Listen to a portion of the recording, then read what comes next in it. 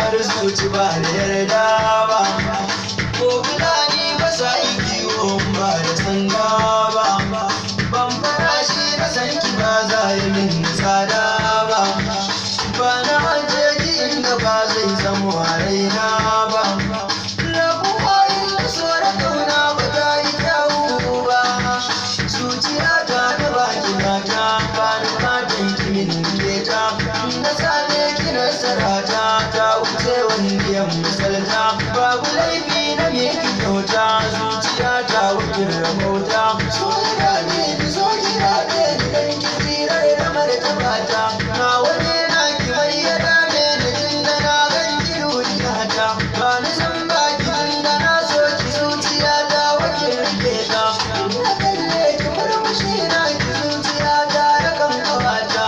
Magani na ki kasa boyin ki na gida sai ki zama gubata. Gidar kusa ka saki min to ki ta da tabarrama. So idan har ya tashi baya kula da alfarma. Masana sun faɗi ya kan sama da ɗimbin rama. Ke madubi na rayuwa ta ce faɗan nima.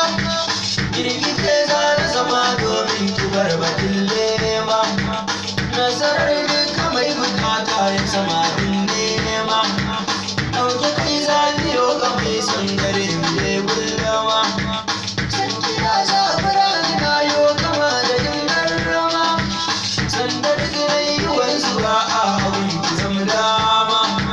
Ki tafi cin tuwo na girma saniyar nama. Wanda ke yaudarar masoyin sana'ar koma. Ki zamo mace ta gari ginshiki ga al'umma. Dokinin wasu ki dan bangarin gidan kama. Ki fahimta rashin masoyi har ya kai kuna. Dan alama ki bani zoben kisa a hannuna. Wanda burin wani kamar na ji a idanuna.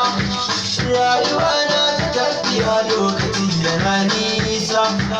Ba a tattanin akan sarki ne karkasa.